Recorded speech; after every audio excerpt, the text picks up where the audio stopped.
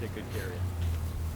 Well, terrific. We thank you for hosting us here today, and I want to thank everyone for spending some time with us to talk about the issues that we see in our communities and our state with addiction, and where the federal government, I think, needs to continue to play a role in making sure that we are identifying these highly deadly substances and make sure that there are appropriate regulations in place to protect the lives of people right here, to make sure that we can stay ahead of the cartels and those who are trafficking these substances to our communities. So maybe we can just start by going around and just doing a round of introductions. John, you want to start? Sure. I'm John Delina. I'm the Associate Special Agent in charge of DEA's New England Field Division. Good morning. I'm Paul Spera. I am with DEA's Office of Congressional Affairs in D.C. Good morning. Matt Lamott, Deputy Fire Chief, Manchester Fire. I'm Brian Mooney from Making It Happen. I'm a substance use disorder team and care manager. Good morning. Chris Hickey from Manchester Fire. I'm the Emergency Medical Services Officer. And I'm Chris Daywaz. I'm Regional Director for New Hampshire for American Medical Response. Well, terrific.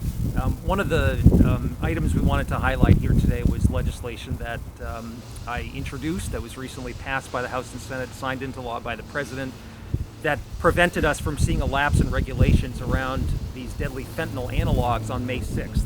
Had nothing been done there, we would have not had these substances on Schedule 1 where they belong, and there was deep concern about what that would have meant in terms of their presence in cities like Manchester and our ability of law enforcement to respond.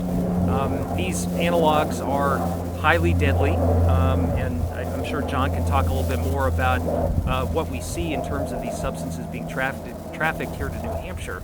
But one little change in a recipe means that the federal government sometimes is one step behind those who are trafficking these substances. And that's why it's important that we have a blanket Schedule 1 regulation in terms of fentanyl analogs. We want to make sure that we maintain that and keep that in place. I think that's really important for our overall fight against opioids. We know that as a result of this pandemic, we are seeing addiction on the rise again. Chris was just telling me about the number of calls that they're getting. It is going up, and I have serious concern about our ability to continue to make sure we're able to respond and keep people safe. That starts with having the regulations in place that will support healthy communities, and that's why this legislation was so important. Maybe I can start by turning over to you, John. I'd love to hear a little bit more about what we're seeing, what the trends have been over the last year, and why making sure that we're staying ahead of these fentanyl analogs is important. Thank you, Congressman. I look around, and obviously I'm surrounded by people that know all too well just how deadly and destructive fentanyl has been to the communities of New Hampshire. We've lived it firsthand. I think we really were on the front lines of this illicitly manufactured fentanyl that the cartels started pumping into our community, and nobody knows it better than the people that are sitting here with you here today. So while we can debate about a lot of things in this country right now, there's no debating just how destructive and damaging it has been, fentanyl, to all of our communities. I can't tell you that a day doesn't go by that I don't hear from somebody that's been affected by this. And that's why I look around and I see we have just about everybody represented, including prevention, which is such an important piece of this. But the pandemic has only caused the cartels to double down their efforts. They look at things like this pandemic as an opportunity that they try to seize upon, and they funneled more fentanyl into our communities than ever before. In fact, they're doing it in different ways. We're seeing pills now, and we have been seeing them here, especially in New Hampshire, pills made to look like a pharmaceutical grade pill, but made with nothing but fentanyl. And that's an effort by these cartels to addict more people, to make more money, and to addict younger people than ever before. And that's why this is so important, Congressman. In fact, the DEA lab has now said that in the pills that they're testing that are made with fentanyl, 1 in 4 has a deadly dose.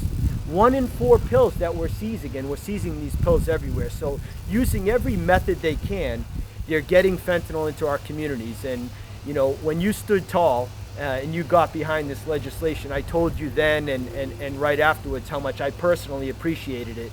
not only as a leader within DEA and as somebody that's invested in our community, but as a parent, I think there's nothing more important than for us to wrap our arms around this legislation. So with that, I just wanted to say thank you, and I appreciated the opportunity to be here with everybody. Well, thank you, and thank you for your work. We appreciate it.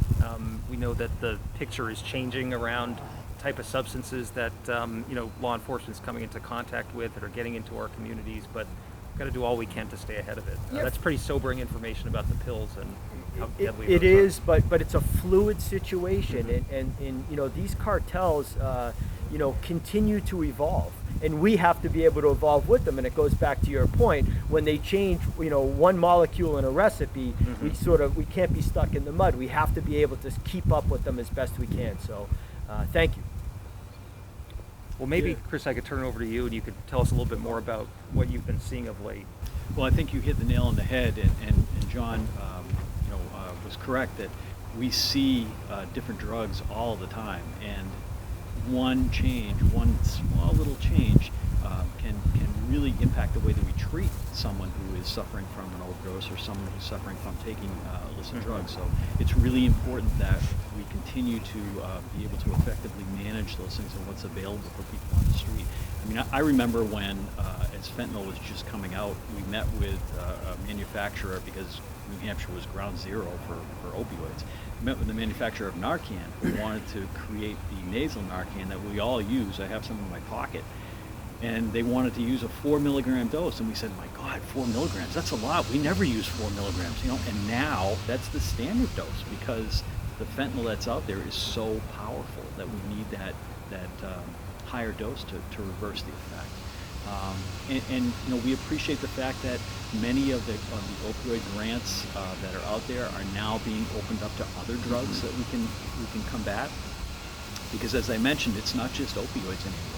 We're hearing from people that they will get or take whatever they can get their hands on, and we're seeing a cross-contamination, if you will, of people using methamphetamine and opioids. And those two worlds usually were far apart, an upper and a lower, and the way that you treat those is completely different. So that's a really important piece to be able to do prevention and treatment and recovery and housing for all of those different types of drugs that we're seeing. Yeah. And you were mentioning an incident the other day where you responded to some hallucinogenic drugs. We did, yeah. Someone had there taken. was a call over on Central Street Saturday night, I believe, where someone had called in for an overdose. The ambulance pulled up was the first one there, pulled up on the street corner. There were two individuals. One of them immediately got into the back of the ambulance, started jumping around on the cot, running through the back of the ambulance. The crew put it in park, called for assistance, got out, and we went right for the driver's seat, tried to get in the front. Now, as I mentioned, it's not possible to drive away because of some security systems we have, but police and fire showed up and were able to coax the gentleman out. They had to literally chemically sedate him, put him in the back with a police officer, and take him up to the Elliott to treat him. So those are very dangerous drugs, not only for the individual taking them, but everybody around this table that's responding to those calls and trying to treat these individuals so they don't harm themselves or us. Safe Station has been such an important, access point for individuals here, and obviously it's been recognized nationally. How have things been going from the fire department's perspective in terms of handling these cases? Initially at the early stages of the pandemic, we saw a drop in numbers of people coming in. I think that was more of the public outlook of, being too close to somebody and, being in an enclosed space, and, we understood that. And now that things have started to wind down slightly with vaccinations being rolled out, we're starting to see an increase in numbers. But just like to echo what John and Chris were both saying was, what we see people coming in with now, we're trying to get help with, are anything and everything. Like the things that we haven't seen in years, like acid and PCP and LSD, and not only are they taking these substances, but there's also still that heavy presence of heroin or fentanyl or opioids in general. To date, I mean, we just passed the 5-year anniversary of Safe Station. We're over 7,800 intakes through. And we've been fortunate fortunate enough these last couple of years to have partnership with the Governor's Doorway Program, where it gives us a lot more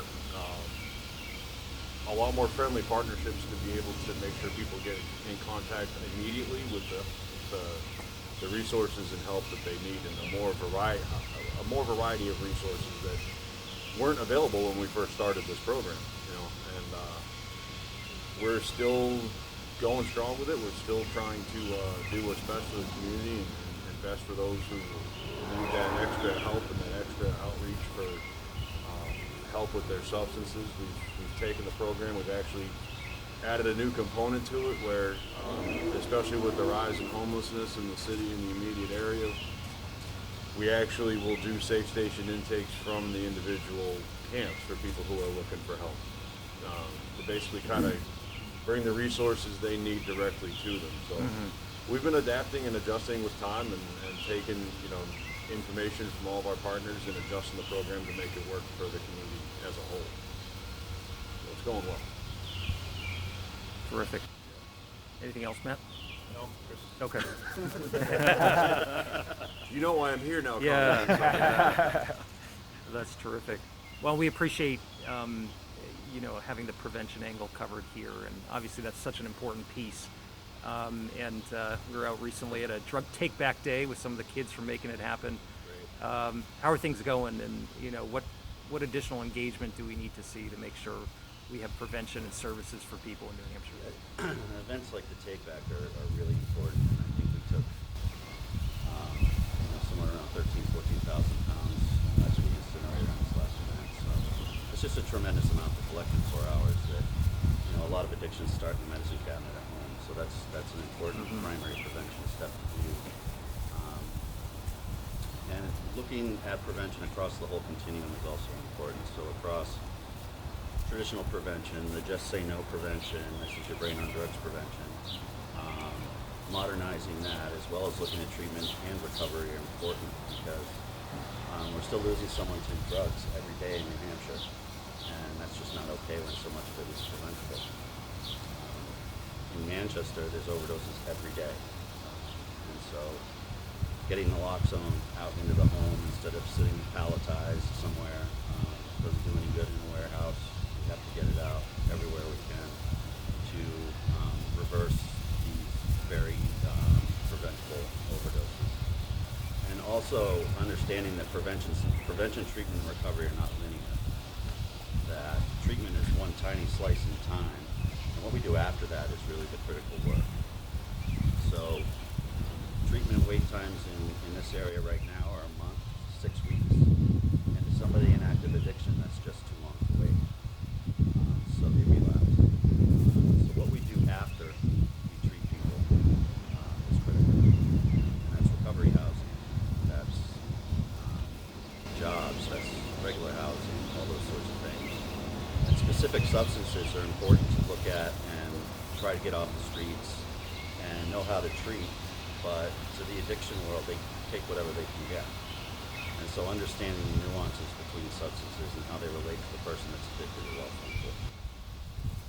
If I could Yeah, go jump in on the prevention message, it's clear that we need to get to these kids younger than ever before to prevent them from coming across all of our doorways. But prevention is a long-term solution to a problem that we're all here to solve today. But that doesn't mean that we should slow down our efforts, right? We need to sow those seeds of prevention in hopes that 2 years from now, 3 years from now, 8 years from now, those kids can make a good, healthy, empowered decision. But it's a difficult conversation to have. It's a difficult message that we need to convey to our children, but we need to do a better job in all of our communities connecting to kids. And this has been a difficult year for children across the United States, a very difficult year for children here in New Hampshire. But now is our opportunity as things begin to open up. We need to get back out there, and they need to understand the challenges. As both of these gentlemen so eloquently put it, we're seeing these drugs being mixed unlike ever before. People that have studied the cultures of methamphetamine and opioids will tell you that they never came together. They're two very distinct cultures, but right now we're seeing them coming together in not just on the street and in the investigations, But at the medical examiner, when the toxicology is done, through urinalysis at places like United States Probation, where people that have taken medically assisted treatment drugs to get off of opioids are all of a sudden testing positive for methamphetamine.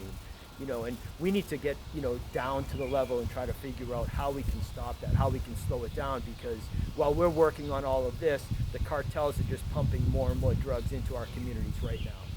And it's difficult. It's difficult to have these conversations, but by no means should we ever slow down or stop. Mm-hmm. Yeah, the prevention piece is the key. My wife and I are blessed to have 3 high school seniors.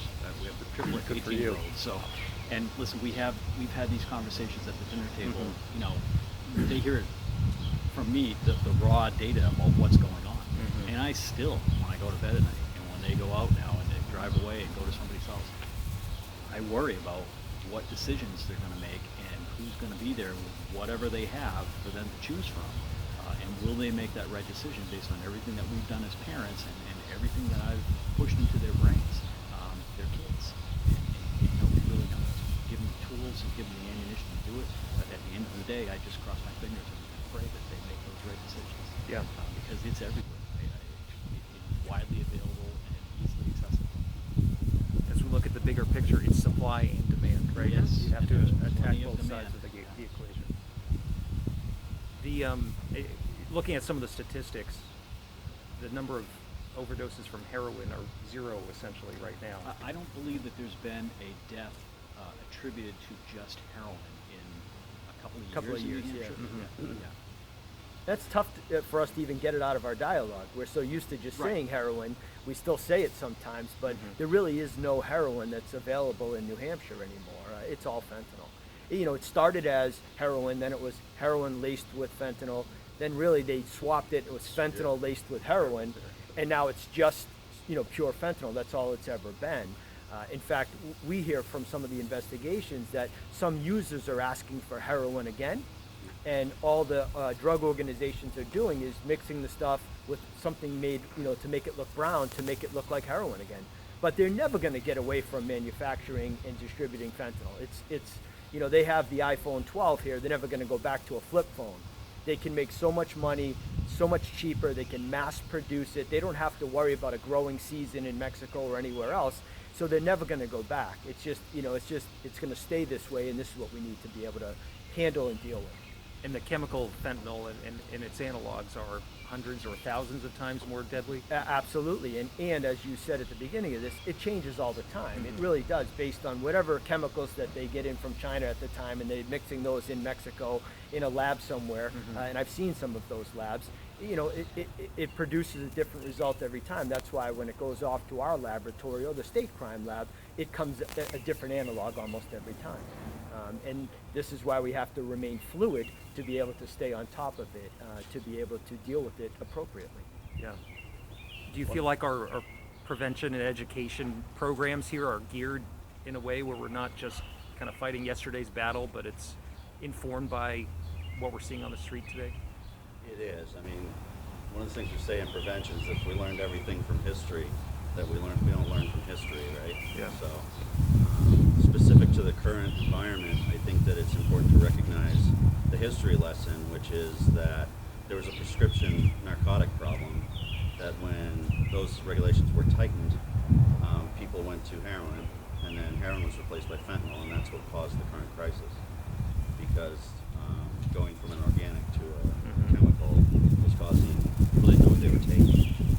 So one of the big problems we see right now in high school and college age kids is the use of prescription stimulants, Adderall, and other prescription stimulants, which are amphetamines and very chemically close to methamphetamine.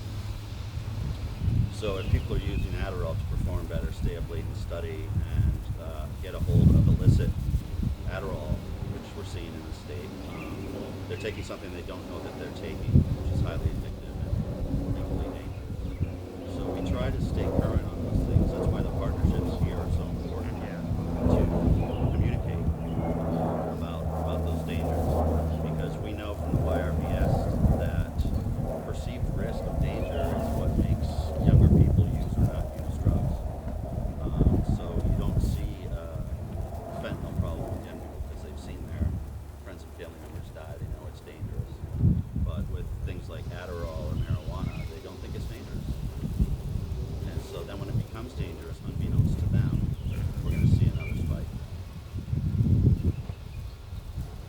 this threat of the illicitly manufactured Adderall, while we're here to talk about Yep. fentanyl, obviously, you brought up an amazing point, and it's really what has had me the most worried that I've been since I've gotten here.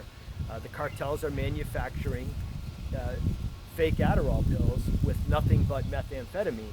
And that's a business decision to target our children. There's no other reason why that they would do this. They're specifically targeting a younger audience, which is young people who are using and sadly abusing Adderall, and they're making it widely available. We're seizing it in all four corners of the state of New Hampshire right now, all over New England and all over the United States.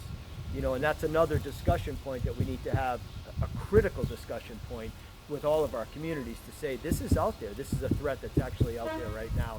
And you're right, children are using it because they think it makes them smarter, faster, a better athlete. We see it widely abused in all of those areas, and a lot of people take it for a legitimate reason, and it's widely traded amongst young people, and another important reason why we need to have these type of conversations like we're having here today. And the point is so important that they might think it's one thing, Yeah. but it's something else. Absolutely. Right. Yeah, and meth is the last thing you want, quite frankly. Right. But the communication piece, I think, is important too. And if nothing else, this crisis has brought us together as communicators from public safety agencies, whether it's police, fire, EMS, DEA. We would not have been sitting around this table 7 or 8 years ago. We all would have been off in our own little worlds, making things happen. But I just called John last month when we had a big crisis or spike in Nashville. I said, John, what is going on? I feel like I'm back 5 years ago. There are people overdosing on street corners, and what are you seeing? What's happening? And we've built those relationships now so we can share that information a lot faster, which is great. And I'll tell you this, New Hampshire is the gold standard for that. You have the luxury of speaking to your counterparts just like I do, and no other state has a better system than we have here right now. You guys have evolved and done things that nobody else in the country has done, but the fact that we sit here, like you said, Chris, and have these conversations and can pick up the phone and actually talk to one another about what's going on and break down those silos, that's the true success story, I think. And New Hampshire continues to set that standard for the nation. It's truly the New Hampshire advantage. Mm-hmm. Being Yeah. a small state, Yeah. you have access to a lot of things that normally in a larger state they don't have for a lot of good reasons. Yeah. But it does give us an edge. Absolutely does. Well, we thank you for all your work and for your thoughts and comments here today. I think it's really important to continue to understand how all these pieces fit together. And this is not a problem that we know is going to go away overnight. It's going to take a sustained effort. It's going to take cooperation. It's going to take coordination. And we want to do all we can at the federal level to make sure we're a reasonable partner and are ensuring that the laws are in the right place to support your efforts. So we thank you for all the work that you do to keep people safe, and especially through the last year. I know it's been tough for a lot of us, but thank you, and please don't hesitate to reach out and let us know what you're seeing and how we can help. Thank you, Congressman. Thank you for taking the time. Thanks. We appreciate it. Yep. Great to see you.